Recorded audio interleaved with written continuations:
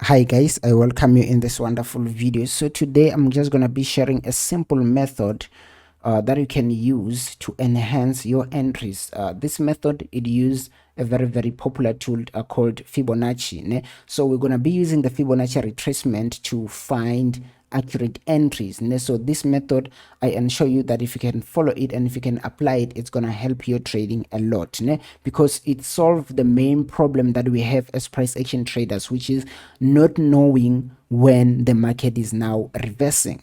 So this tool is going to help you solve that problem. So let us get started. Let's say you're trading on the 1 hour time frame. In this example, obviously you can use this in any time frame, but I'm just making an example. Let's say you are trading on the 1 hour time frame and you are using the 4 hour as your high time frame and the 30 minutes as your lower time frame. So before you can make conclusion, let's say you can see that, okay, here the market is moving on a downtrend. We can see that we'll receive lower highs and lower lows, meaning, okay, the major trend is controlled by the sellers.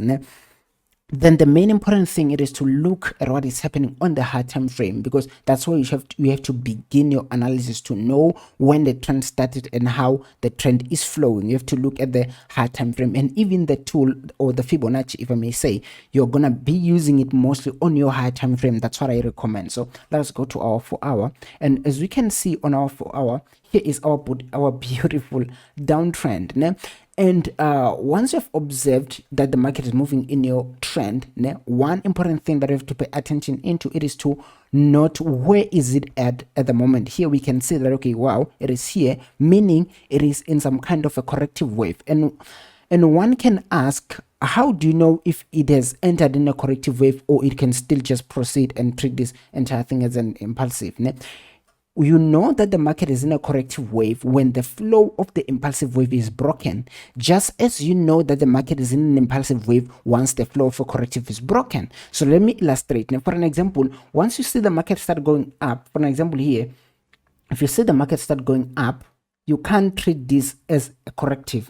You have to see confirmations. How do you see confirmation that this is the beginning of a corrective? You have to wait for minor structures inside the corrective. What are the minor structures? It is these highs and these lows which are inside this corrective. So without these minor structures, we cannot say it's a corrective wave. However, we can say it's a corrective wave once it breaks the flow of the impulsive. In this case here, we can see how the impulsive was flowing. So once the price breaks it and go up, we can say it's a corrective. But if it hasn't broken yet, we have to see those minor structures in formation so that you can know that it's a corrective. So I hope I've answered that first question. And then once you observe that it's in a corrective, our next question, it is, when is the impulsive gonna come so that I'm gonna enter a sell? When is the impulsive wave gonna arrive so that I enter a sell? That's when the Fibonacci retracement comes in to tell you when is it likely that the impulsive wave is going to begin. So what you do is that you drag your tool. So here I've clicked it. You can see it is blue here, the Fibonacci retracement. And then how we use this tool is that in a downtrend, you make sure that you observe your previous high, which is in this case that high there, and then you click there from the previous high, and then you have to drag to your most recent low, which is not that one, but which is this one here, and you drag it and then you extend it towards your right.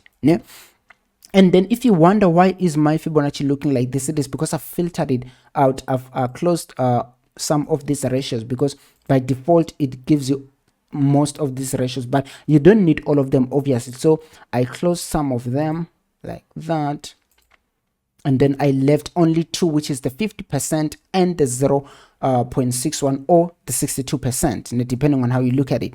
So once you have your points, or once you have your Fibonacci in place, what you have to do as a trader, you have to observe when the market approaches these two ratios, the 0.5 and the 0.6, because these are the most possible areas where the market is going to reverse. It's not going to reverse there. It's the most possible areas where the market is going to reverse. Let me just make an illustration. Let's drag it from there. Let's put it on our high and then on our low, and then we extend it. You can see here that the market reversed around the 0.6 area.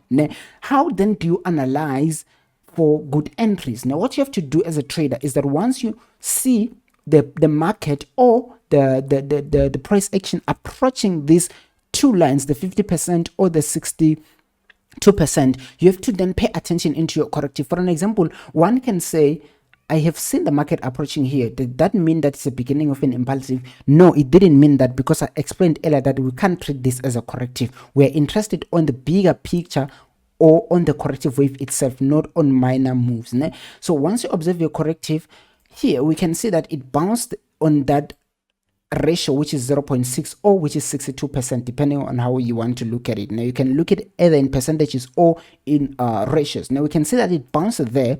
Your role as a trader is not to say because it bounced there, I then execute a sell. That's the wrong approach. Now, once it bounced there, you have to then go down to your corrective wave and say, I will now wait for a next confirmation.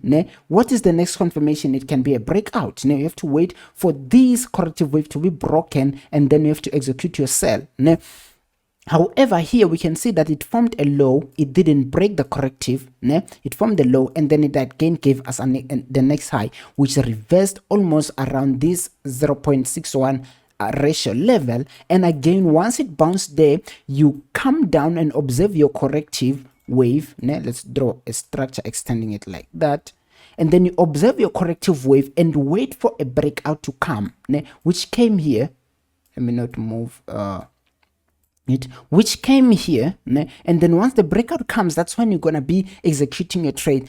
One thing that I always emphasize is that you are not entering this trade because of the breakout only. You are entering this trade because the breakout was a confirmation of what the Fibonacci has already told you, because you already knew that, okay, because price is around the 61 or the 62%, it is likely that it's gonna reverse, and indeed the reversal came. So that's the exact same thing that you have to observe here in the current state of the market now, is that you have to make sure that you observe when price approaches this level, and once it starts to reverse, then you have to analyze this corrective and wait for it to be broken, and when it gets broken, that's where you can execute your trades.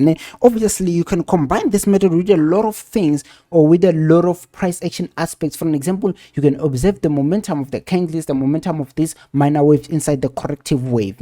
So the point of this is that it adds to your confirmation or your confirmational tools. Whatever confirmation that you use, the Fibonacci is there to enhance your confirmations. Moreover, for you to find the right entry, I recommend that you don't analyze the corrective here. For an example, you don't look for the breakout on the 4-hour. However, you can look for the breakout on the 1-hour, because you can see here that I already see structures of the corrective wave. I already see the highs, I already see the lows, so it would be easy for me to see a breakout on the 1-hour, or if I can see it clearly on the 1-hour, then you can obviously go to your smallest time frame. But I believe in this example, the 1-hour was enough, because we can see here the structures are information, so it would be easy for you to see when the breakout comes, and then you can execute your trade from that breakout. You can even take it a step further and even observe the momentum in these corrective here on the smaller time frame or on your middle time frame. By observing the momentum here, you should be, I'm talking about observing the highs and the lows of the corrective. The highs, how are they forming? For an example, let me erase everything. In this case, we can say that this high is now giving us the next high, which is almost lower than the previous one, but we are not sure if this is indeed a high, because the market can still push up. So we can see that we have a high and we have a low which is lower than the previous one. So you can take it a step further and analyze how this corrective wave is reacting as it is proceeding, and then you will find the most accurate entry that you can ever look for. So let me just leave it here, guys. Thank you for watching.